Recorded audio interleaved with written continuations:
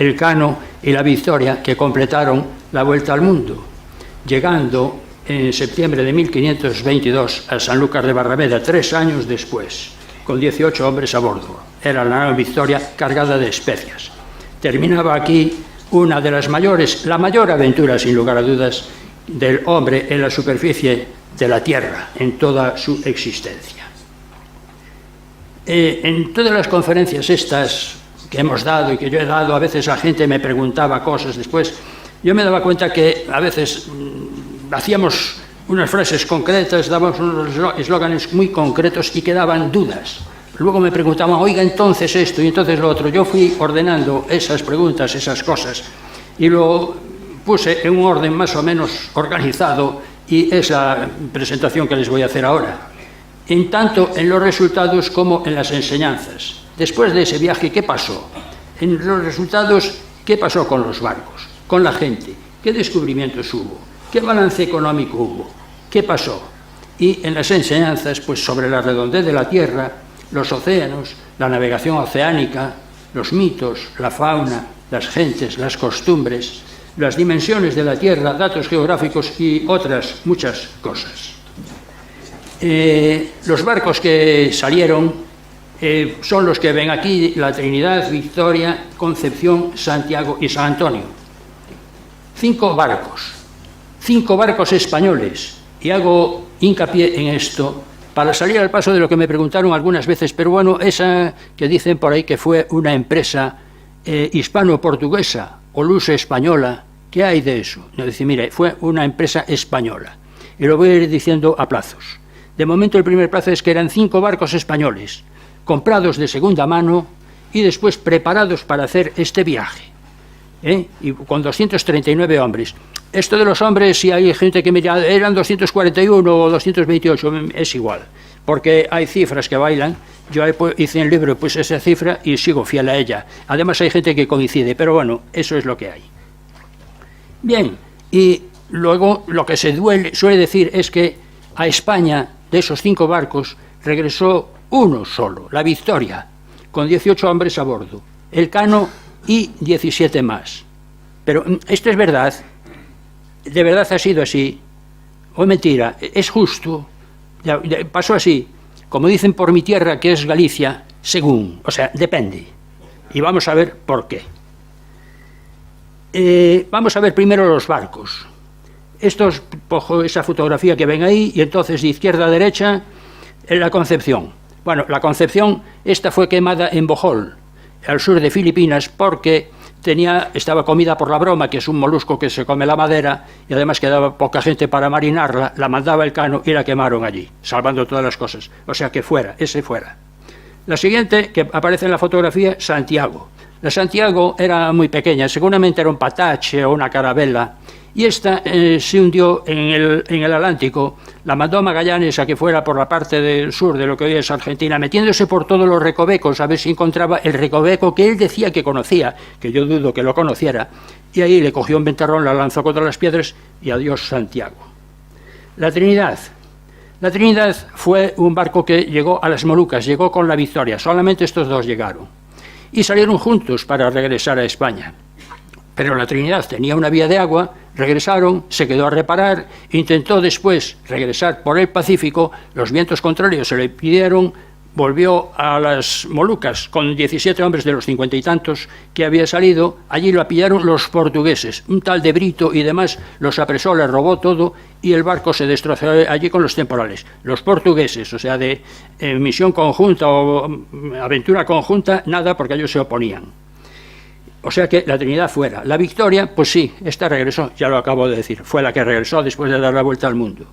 Y la San Antonio. La San Antonio se dio el piro en el estrecho de Magallanes. O sea, con nocturnidad y alevosía puso la popa y salió por donde había entrado. Y se vino para España, antes de tiempo, con 50 y tantos hombres. Llegó a España contando verdades a medias, que son las peores de las mentiras. Pero entonces regresó de aquella aventura, de los 5 barcos de Magallanes, regresaron a España 2. Bien, es verdad que uno había hecho la vuelta al mundo, otro regresó antes de tiempo. En cuanto a los hombres que regresaron, pues de los expedicionarios y de la gente que regresó con la Victoria, Se dice que la Victoria llegó a España con 18 hombres. Dicen los textos, venían 18 demacrados y no sé qué, no sé cuánto, todo eso para darle un poco de rollo a la cosa y ponerlo en plan melodramático. 18 hombres. Vamos a ver los que salieron de allá de Tidore. Salieron en total 60. Tidore era la de las Molucas donde estaban, porque salió solamente la Victoria, porque aunque iban a salir la Victoria y la Trinidad se tuvo que quedar por la vía de agua. Salieron 47 expedicionarios y salieron 13 moluqueños, 13 aborígenes. En total, bueno, pues los que regresaron a España y los que entraron con la Victoria no fueron 18, que es lo que dice todo el mundo, fueron 21, porque regresaron 18 de los expedicionarios. Los demás se quedaron por el camino, se murieron, los apresaron o desertaron. Y de los moluqueños, de los 13, murieron 10. De modo que regresaron 21. Lo que pasa es que de los expedicionarios eran 18 que fueron los que dieron la vuelta al mundo. Y como de los otros eran indios y total no habían dado la vuelta al mundo y eran de Molucas y tal, pues nadie se acuerda de ellos. O sea, ¿qué más da? Nadie los nombra, nadie. Pero regresaron 21. Y hablando español perfectamente, porque además tuvieron tiempo de aprenderlo. Bien, ¿cuántos regresaron? Ahora hablando de los expedicionarios. La gente se cree que los expedicionarios regresaron los 18 que regresaron en la Victoria. Pero no, regresaron muchos más, porque ya hemos visto que de aquellos expedicionarios que habían salido, regresaron los 53 de la San Antonio, antes de tiempo, pero regresaron. Después regresaron los de la Victoria, 18.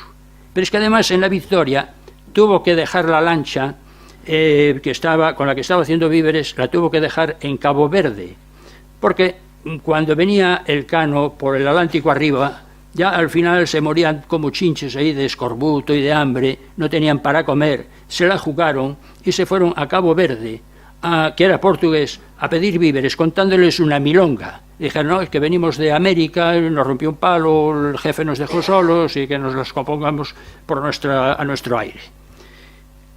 Era portugués. Si llega a decir que vienen por el Índico, pues vienen de acuerdo con el Tratado de Tordesillas, era zona de influencia portuguesa y Portugal nos la tenía jugada. Pero resulta que alguien se fue de la boca, o pagaron con clavo de olor o lo que sea, y todos los portugueses se dieron cuenta y al tercer viaje apresaron la lancha, con 13 hombres que se quedaron allí, y quisieron apresar también a la Victoria, pero se escapó.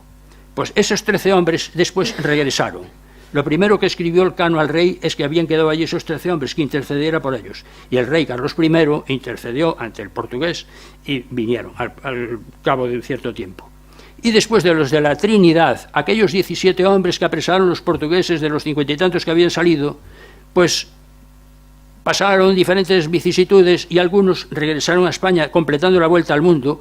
Lo que pasa es que, como digo yo, haciendo un juego de la oca al revés, en vez de ser de oca en oca, vinieron de cárcel en cárcel, por Cochín y todo por ahí, pero vinieron por el Índico y demás, y regresaron a España y completaron la vuelta al mundo, 4, que fueron el capitán Espinosa, 2 pilotos, Mafra y Pancaldo, y un marinero que le llamaban el Sordo. De modo que regresaron 88, porque la gente se cree que regresaron 18 de los 300 y pico, de los 200 y pico. No, regresaron 88. O sea que regresaron un 37% de los que habían salido, mucho más de lo que parece.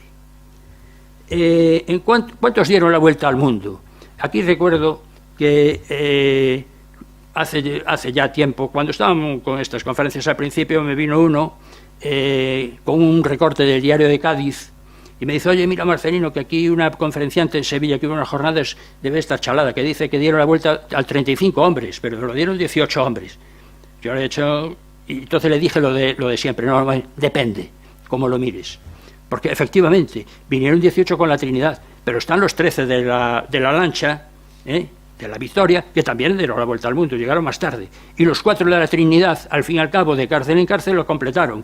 De modo que sumándolos salen 35 que había dicho aquella buena señora hace 2 o 3 años. Tenía razón. A todo el mundo le sonaba chino aquello y venían con el recorte de periódico.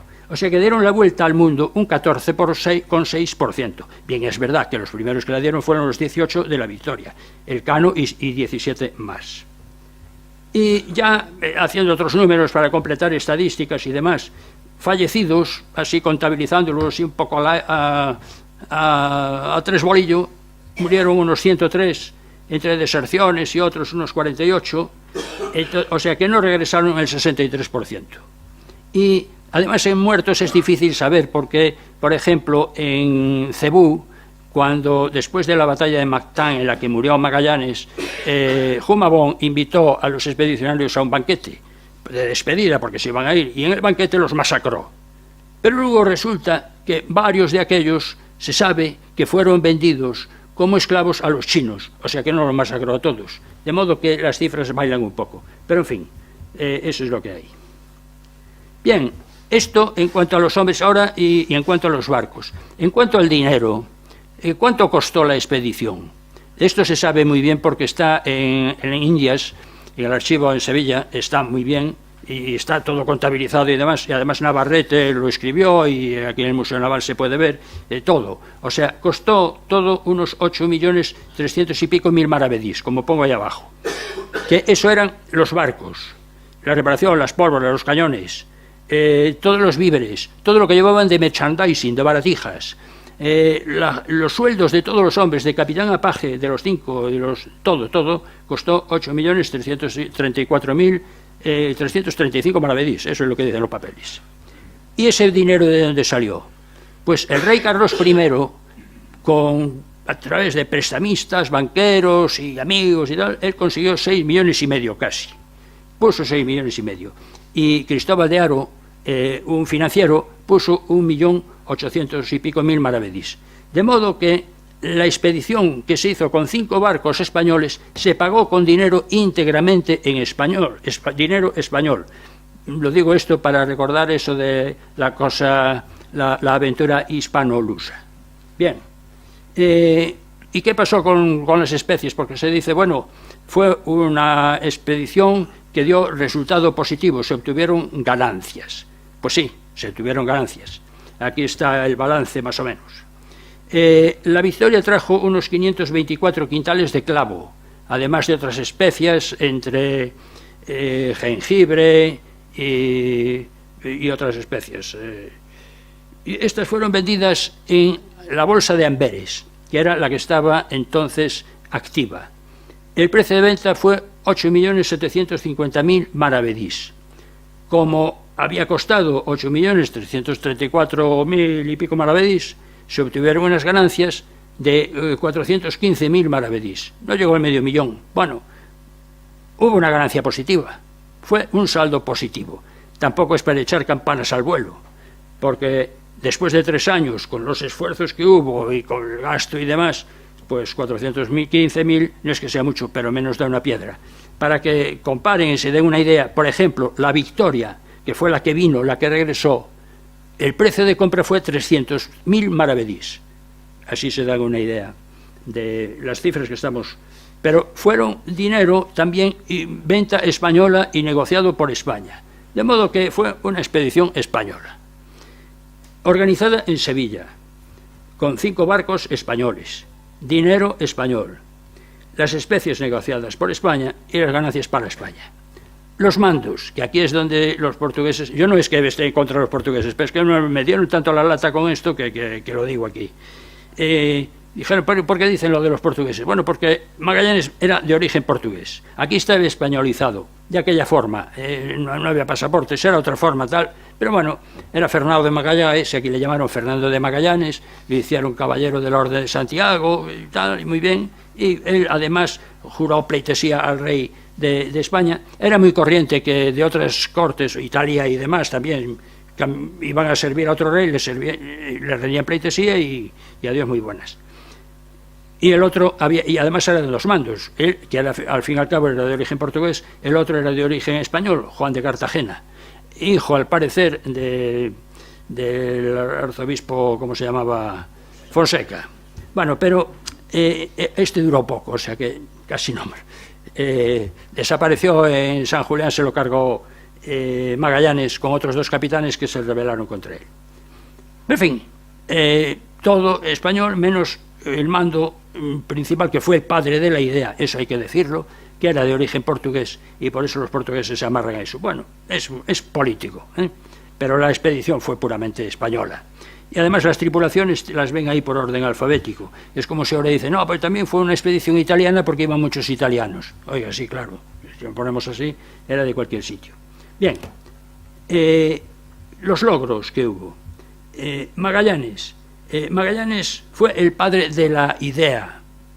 Él descubrió el estrecho que lleva su nombre, el estrecho de Magallanes. Él decía que él conocía un estrecho, pero se lo escondía a todo el mundo para que no se lo copiaran, y yo creo que lo escondía porque no sabía dónde estaba.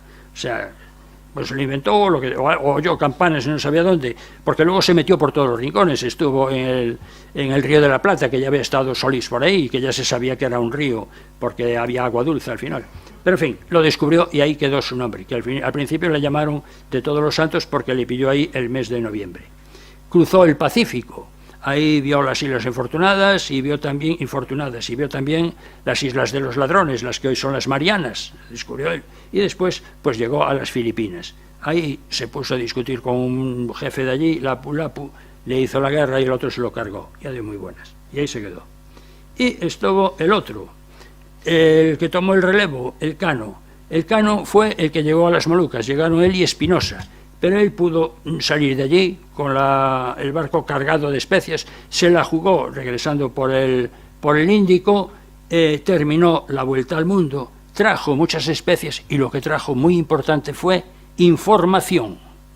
Porque si no llega a ser, porque llega el Cano, aquí no se hubiera sabido esto y no estaríamos hoy aquí hablando de lo que estoy hablando. Porque bueno, después llegaron los 4 de la Trinidad, los que estaban presos. Pero si el Cano no hubiera llegado con su barco y se hubieran quedado por el camino, no hubiéramos sabido nada. Y Espinosa y los otros 2 hubieran sabido algo hasta las Molucas, pero el resto vinieron encarcelados y no tenía mucho que contar. O sea que el Cano trajo la información que fue imprescindible y fue gracias a eso a lo que cambiaron muchas cosas, como voy a contar ahora, que ya entramos en lo de las enseñanzas. Él demostró que la Tierra era redonda. Le dijo, oiga, sin lugar a dudas, además fue cuando le escribió a Carlos I, además de interceder por los que habían quedado allí en las islas de Cabo Verde, dijo, y le hemos dado la vuelta a toda la redondez de la Tierra. Ya no había dudas, habían salido siempre por el oeste y navegando siempre por el oeste habían llegado. Era redonda. Había mucha gente que ya lo sabían algunos egipcios, lo sabían griegos, lo sabía mucha gente, pero también había mucha gente que decía que no. Y que no les extrañe, porque ahora mismo hay montones de gente que dice que no. Desde mediados del siglo pasado está en boga lo de los terraplanistas, que yo lo leo y me parto de risa. Porque dicen que es todo es plano y que nos están contando y mentiras y que lo de la NASA es todo un cuento y lo razonan. Yo, como estas cosas también me las leo para ver de qué van, pues, y respeto todas las ideas, pero dicho entre nosotros sin que salga de aquí, yo pienso que a veces hay por ahí gente que si no es más tonta es porque no se entrena. Pero en fin, esto es lo que hay. Él demostró que era redonda, punto. Y además demostró que oiga, usted va con un barco y si quiere y si puede recorrerla toda sin bajarse. Oiga, maravilloso. O sea, hay mar por todo, se va recortando los continentes, pero se la puede rodear, se la puede dar la vuelta entera navegando. Hay mar por todo, hay agua a dar y para tomar. También se vio eso, que por América, por el sur, había un estrecho. Efectivamente, lo que decía Magallanes, aunque Magallanes yo creo que lo encontró de chamba después de meterse por todos los huecos que había. Claro, se encontró con uno y fue metiéndose y esperando encontrar una pared al fondo hasta que en el último momento pues encontró un océano que le llamó Pacífico, que era el que llamaban el Mar del Sur. Encontró ese estrecho y se encontró ese océano. Ese océano que se creyó que era pequeñito, ahora hablaré de él, era un charco inmenso, el mayor charco del mundo. Impresionante, que tardaron más de 30 días cuando se creyeron que eso era coser y cantar. Y gracias a todo esto, pues aprendieron mucho y ya se sacaron de aquí muchas enseñanzas para hacer las navegaciones de altura, como dije al principio. La navegación de altura o navegaciones oceánicas, lejos de la vista de costa, porque hasta entonces o se hacía por mares interiores o cabotaje, de cabo a cabo, como decían, desayunando en un puerto y cenando en el siguiente. Aquí ya era semanas y a veces meses sin ver la mar. Eso era impresionante. se hicieron muchos derroteros, se hicieron muchas cosas, ahora volveré a esto, entre ellos el de Albo, que dejó una derrota muy interesante, de esto nos hablará después Beatriz aquí presente. Esto fue otra de las enseñanzas. Y después, lo de los mitos. Había unos mitos inmensos, que allá lejos de la Tierra, esto decían los terraplanistas, hay unos abismos inmensos, uno llega allí y ¡bum!, va con el barco y se cae. O hay unas nieblas terribles, hay unas tempestades monstruosas, o hay unas montañas de hielo criminales, o bien hay unos bichos impresionantes que se lo comen a uno, serpientes que se tragan los barcos, gente con un solo pie, con la cabeza en el estómago, cosas de esas. Llegaron aquí, les preguntaron, y dicen, no, eso pues no hemos visto nada. Temporales sí, pero como Finisterre, San Vicente, oiga, nada del otro mundo, que a veces cuando sopla es la monda, pero listo. Y bichos de esos no. Hemos visto bichos muy grandes, ballenas y cosas, pero nada más. Y entonces, Maximiliano Transilvano, no te lo piso, solamente citarlo, es porque Beatriz va a hablar de los cronistas, pero Maximiliano Transilvano, que fue en plan paparazzi, cuando él no fue en el viaje, pero fue en plan periodista, a hacer un reportaje, cuando llegaron a la vuelta los expedicionarios, les preguntó cosas, y preguntó por los mitos, y dijeron, no, eso nada, que va, ni en absoluto, hay pisos raros, ¿no?, ballenas, tiburones, y entonces él escribió: los antiguos, como lo oyeron, lo escribieron, y así han venido las semejantes fábulas y mentiras de muy antiguo, de unas manos en otras, y de un autor en otro, sin haber algún cierto ni auténtico autor de ello o sea, que se copiaban unos a otros. Alguien dijo, hacía mucho que había esos bichos, los ponían en las cartas náuticas, los ponían en los bestiarios, lo ponían por ahí. Dije, pero esto lo copiaron todos unos a otros, pero nadie los vio. Estos han mentido, esto es de broma. Bien, es verdad que algunos mitos se mantuvieron y siguieron poniéndolos en los bestiarios y en las cartas náuticas, porque claro, estos dijeron, no, marino, oiga, bichos no, pero mira, hay unas ballenas, hay unas cosas que son inmensas y echan así por ahí unos chorros y tal, y entonces se lo contaban a los que iluminaban las cartas, a los que dibujaban el bestiario, y los que dibujaban las cartas nunca habían visto la ballena, hacían aquello y hacían un monstruo pues, a su aire, y aquí tienen una balena con una orca y otro pez que no sé lo que es. ¿Ves? Eso, y eso lo he dibujado copiándolo de una iluminación de esas. Porque claro, lo habían contado la ballena y no sabía cómo era, pues un bicho muy grande, pues ponían eso. También trajeron noticias de otra flora y otra fauna. Y vinieron con noticias muchas, y lo hicieron los cronistas. Animales parecidos a los que hay por aquí, pero diferentes, el pecarí, o un bicho, un ave que tenía una pala en la punta del pico, que era la espátula, o una hoja que se movía como si fuera un bicho, que es el insecto hoja, o un animal que parecía hecho de un puzzle, ¿no? El cuerpo de un ciervo, las patas de un burro, de un camello y tal, que todo junto salía el guanaco, o un pingüino, o león marino. Ellos explicaron todo eso, y eso lo explicaban a su aire. Pero eran bichos nuevos que la gente empezó a conocerlos por eso. También había otras fábulas y otros mitos referentes a las especias. Por ejemplo, la canela, ya saben ustedes, la canela esa que se le echa al arroz con leche, que o se molida o a veces ves un rollito, porque la canela es la corteza de la rama del árbol que se seca y ahí queda, y a veces está así, canela en rama que le llaman. Pues decían que no, la canela, antes decían, la canela se encuentra en los nidos de las aves, de ciertas aves, sobre todo en el nido del ave fénix. Cuando llegaron ellos, ¿qué nido ni qué era? Es un árbol, un trozo de corteza ahí que está muy dulce. Pues echó por tierra, cosas de esas. Era curioso, pero así se escribía la historia. También había otros mitos, y estos los habían propagado los portugueses, referentes a las islas de las especias. Y ellos llegaron allí y dijeron, pero estos aquí nos han contado unas bolas de cuidado, que decía que había unos temporales inmensos, unos bajos, que aquello era que no había quien se acercara a la costa, muy mal tiempo, nieblas muy espesas y tal. Claro, esto era marketing, para que no se acercara a nadie por allí a hacerles la competencia. Lo de los bichos y todo eso a veces también era marketing, que a veces decía mucha gente, uy, hay unas bestias terribles por allá, para que otros no fueran a estropearles el negocio. En fin, pero surgieron otros mitos también a raíz de esto, por ejemplo, lo de los patagones. Cuando estuvieron en San Julián, en Argentina, ahí donde tuvo la revuelta Magallanes, donde a 3 capitanes les costó la vida, ahí los cronistas hablan de que encontraron a unos personajes que eran altísimos, eran gigantes, y de unas patas, unos pies enormes, por eso a lo mejor le llaman patagones, pero una gente que bebía un caldero de agua y se comía un montón de galletas de eso, bizcocho, y se comían lo que fuera, eran terribles, enormes. Pues esos luego se anduvieron buscando y nunca más nadie encontró a los patagones. Incluso la Numancia, cuando se iba al Pacífico en 1800, para ir a la guerra del Pacífico del 66, y en el siglo XIX también pararon por allí y vieron a ver si encontraban los patagones. Encontraron unos indios esmirriados y que olían pésimo porque olían a pescado, pero de patagones nada. Bien es verdad que se dice que por allí había una raza de gente, aborígenes, altos, muy altos para la época, muy altos. Y hay que tener en cuenta que el españolito de hace 500 años era un chaparro, era un nano. Si van ustedes a la Armería Real y ven las armaduras que hay allí, parece que son de niños, y no, son de gente normal. Lo que pasa es que eran pequeñitos, oigan, que luego fuimos creciendo todos un poco. Yo recuerdo una vez, yo creo que fue por ahí, por el puerto de Santa María, por no sé dónde, yo estaba en un hotel en recepción y se acercaron, había una concentración de un equipo de baloncesto y se acercaron 2 jugadores allí y claro, se pusieron a mi lado, yo miré para arriba y dije, madre mía, 2 metros y pico, patagón y medio.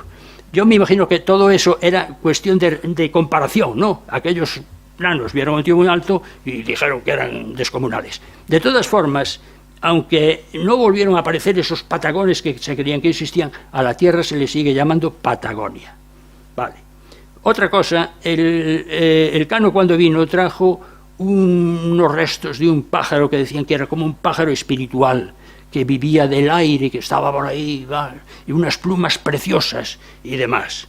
Y se lo creyeron. Y hubo gente que vio ese pájaro y estuvieron comerciando con esas plumas. La gente, las señoras pagaban un montón por esas plumas para sus sombreros y tal. Y eran esos pájaros misteriosos, pájaros etéreos que vivían de la nada y demás. Hasta que los científicos en el siglo XVIII, que iban todo apuntando y tal, levantando, ¡qué pájaro! Este es lo que le llamaron el ave del paraíso. Es un pájaro como otro cualquiera, unas plumas preciosas, pero come, bebe, tiene nidos, pone huevos y tal, como cualquier pájaro que se precie. Y se acabó el negocio. Otro mito también, el del Edén. Cuando el Edén decían que estaba en algún sitio de Levante, allá por Levante debía de estar, ¿no? De hecho, Juan de la Cosa, en su carta del año 1500, lo puso ahí, el Edén, clarísimo, ahí, perfectamente situado, por si alguien quería darse una vuelta por allí. Colón, cuando fue navegando hacia el oeste, porque Colón, lo mismo que Magallanes después, fue hacia el oeste para buscar las Islas de las Especias. Y llegó allí, en octubre, descubrió, ya saben, América y tal. Llegó allí con un tiempo bárbaro. Tuvo una chiripa de cuidado, porque estuvo en el Caribe, no agarró ningún ciclón de esos, cuando en la época de los ciclones todos sabemos que desde junio hasta octubre por ahí aquello es horroroso. Pues él anduvo por allí y no tuvo aquello en calma y vio unas islas preciosas, muy exuberantes y tal. Dijo, por aquí cerca debe estar el Edén. Claro, el Edén está al este, él iba hacia el oeste, pero bueno, él hacia el oeste porque iba buscando el este por el otro lado, o sea que le salían las cuentas. Y Magallanes también pensó lo mismo, porque Magallanes cuando salió del estrecho, primero puso rumbo hacia el norte y luego hacia el oeste, y fue siempre con buenos tiempos. Pasaron hambre, murieron de escorbuto y de inanición gente, pero el tiempo fue bueno, viento en popa, todo tranquilo, tan bueno que al mar le llamó Océano Pacífico. Si lo llega a pillar en otro momento no sé cómo le llamaría, porque los julepes que se organizan allí son impresionantes. Pero él también dijo, por allá, hacia el occidente, que debe de ser, era dándole la vuelta a la Tierra, por el este, por el otro lado, debe de estar el Edén. Y se lo creían, ¿eh? También encontraron otras razas, encontraron otras civilizaciones, encontraron otras culturas, encontraron otra gente que sabía de medicina, hacían unos platos muy buenos, unos vinos estupendos, sabían de pesas y medidas, tenían sus idiomas, tenían sus cosas. Oiga, que había mucha gente que decía que por allá, por lejos, no podía haber nada. Además, eso, y también lo he leído, y si lo leen ustedes es curioso, la teoría de le llamaban antípodas, sin haberlos visto y tal, pero ya le llamaban antípodas, y había los que decían que no existían los antípodas, y lo demostraban científicamente, que son los que viven, ya saben ustedes, justo en el otro lado. Pigafetta lo contó en en sus crónicas. Él nos habló de la flora, la fauna, medicina, enfermedades, costumbres, y él hizo diccionarios, uno de brasileño y otro de las Islas de las Especies. O sea que aquellos tenían su propio idioma, y él hizo un diccionario que además fue una especie de diccionario que fue usado por otros expedicionarios en otras expediciones posteriores. También descubrieron nuevas enfermedades, aparecieron cosas que no conocían hasta entonces. Una de ellas fue la producida por estar mucho tiempo comiendo solamente cosas secas, sobre todo la galleta o bizcocho, pan deshidratado, que le faltaba vitamina C y producía el escorbuto. Ese fue el azote de los navegantes de navegación de altura hasta el siglo XIX, y fue a principios del siglo XX cuando se vio que era falta de una vitamina, una vitaminosis, falta de vitamina C. Hasta entonces se creían que era una enfermedad infecciosa. Otra cosa curiosa, lo de los antípodas de antes. La gente, ya los muy cultos que no eran terraplanistas, decían, bueno, la Tierra es redonda, pero ya se ve la Luna, es redonda, todo debe ser redonda, sí, lógico. O sea, está claro, es redonda, y aquí hay gente. Lo que no puede ser es que haya gente por el otro lado, porque además se cae. Lógico, se tiene que caer, ¿no? ¿Cómo va a estar de pie? Ya lo decían, por eso unos decían que era imposible que hubiera terraplanistas. Esa era la idea. Una de las grandes revelaciones de los que regresaron del viaje, no, señores, oiga, allí están de pie igual que aquí, y aquello conchó. Hombre, o sea que están de pie igual. Pues sí, resulta que por todos los sitios están de pie. ¿Cómo? No sé, pero están de pie, no se caen. Eso fue otra de las revelaciones. Y volviendo al Pacífico, fue inmenso el Pacífico, ya lo dije antes, y ahora voy a insistir sobre él. Porque no contaban con que existiera ese gran charco, inmenso, terrible. ¿Por qué? Porque ellos creían que la Tierra, el círculo máximo, era un 25% más pequeño de lo que es en realidad. Y al ser un 25% más pequeño, pues no le salían las cuentas. Colón, cuando llegó aquí, que fue en 1492, a Guananí, San Salvador, él dijo, yo estoy aquí, Zipango, Catay o lo que sea. Claro, le salían las cuentas, porque no tenía en cuenta esto que era ese 25%.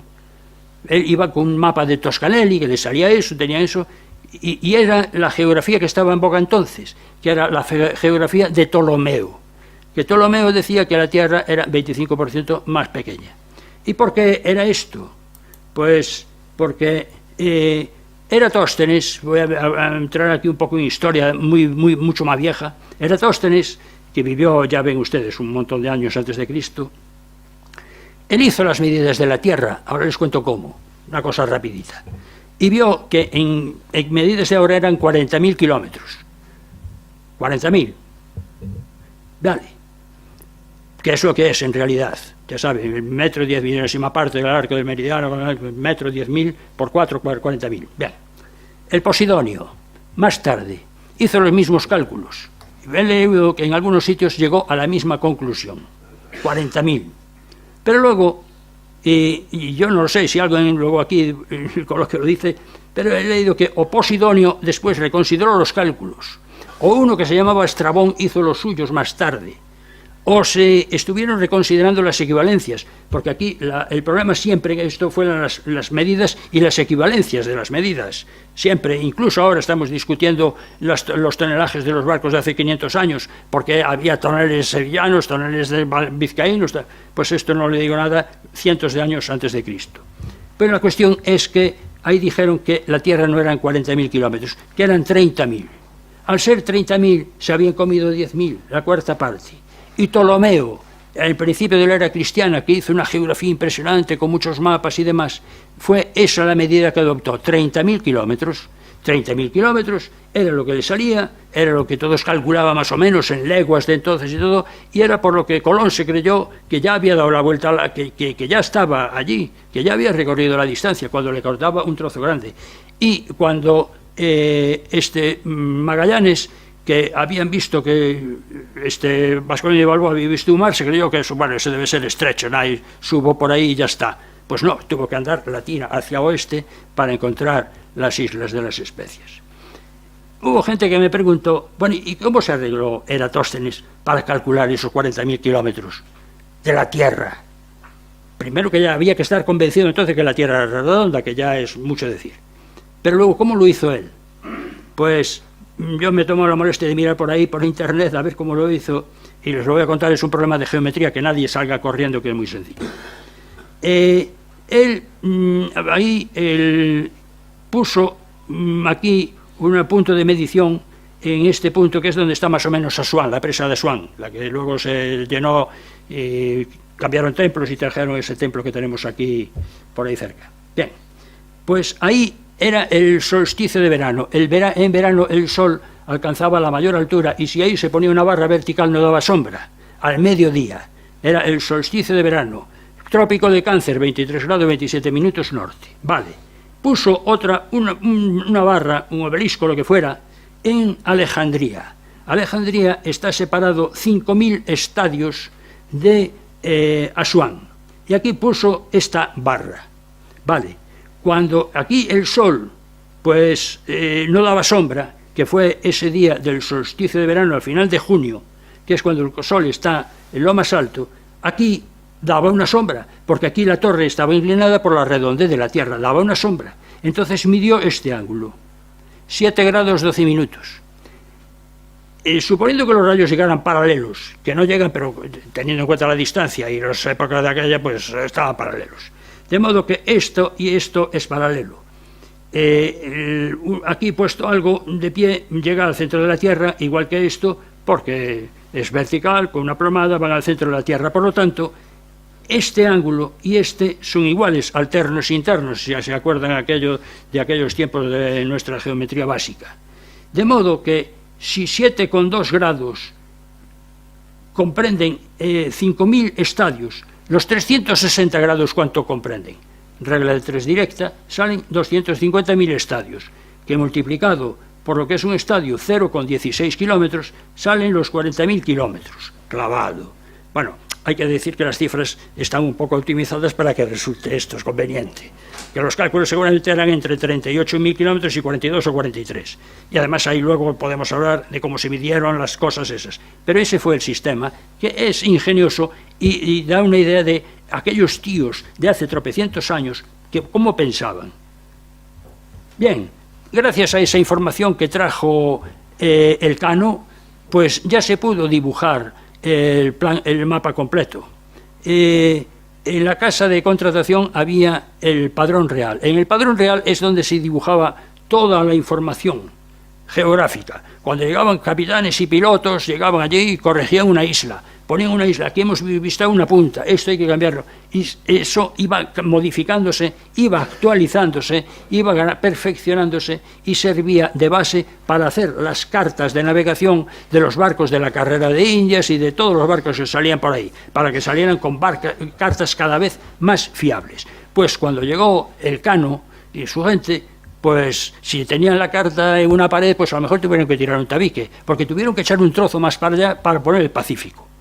Porque no estaba, porque antes lo que tenían iba desde por aquí, que era lo conocido, América, de por aquí hasta aquí. Todo esto era nuevo. Y aquí ya se tenía una visión completa del mundo. Aquella información secreta, tenía valor estratégico, no se podía decir, para que no nos hicieran la competencia. Pero luego, Carlos I, pues cuando venía alguien importante a la corte, le regalaba una copia. Con lo cual, pues un secreto a voces. Gracias a eso, esos mapas ahora están por diferentes sitios del mundo. Y ya tenemos los padrones reales de España de diferentes épocas. Aquí les traigo uno de Diego Rivera, que la verdad, yo no me acuerdo dónde está, de 1521, que es una copia del padrón real. Y aquí, como ven, por ejemplo, de América, de la parte occidental o pacífica, pues no hay costa, no se sabía. Falta la Antártida, faltan muchas cosas, pero ya se cubrían los 360 grados del mundo, ya se sabía mucho. Y ese fue uno de los grandes cambios de la venida de Elcano con su información. ¿Quién daba esa información y quién dio esa información para hacer este primer padrón así tan completo? Bueno, primero los tripulantes de la San Antonio. no dieron la vuelta al mundo, pero ya llegaron diciendo, oiga, por ahí abajo nos hemos metido en un estrecho que no sabemos si llega hasta allá, pero por aquí se puede navegar, y ya trajo información. Y trajo información de las Malvinas y de diferentes sitios de por ahí.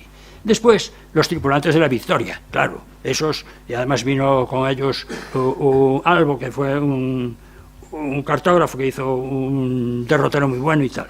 Después los prisioneros de Cabo Verde, que eran marineros que habían venido con la Victoria, y ellos también trajeron información. Y después los tripulantes de la Trinidad, los 4 que llegaron, porque recuerden que de ellos he dicho que 2 eran pilotos, Mafra y Pancaldo, y después otros. Todos ellos fueron dando información y se fue perfeccionando el mapa. Ahora, la pregunta que me hizo mucha gente, bueno, ¿cómo se supo por ahí que se había dado la vuelta al mundo? ¿Gracias a quién? ¿Quién lo dijo? Y demás. Mucha gente se cree que fue por Pigafetta, que fue el que hizo una crónica que se leyó a todo el mundo, que además la recomiendo porque es muy jugosa, pero no.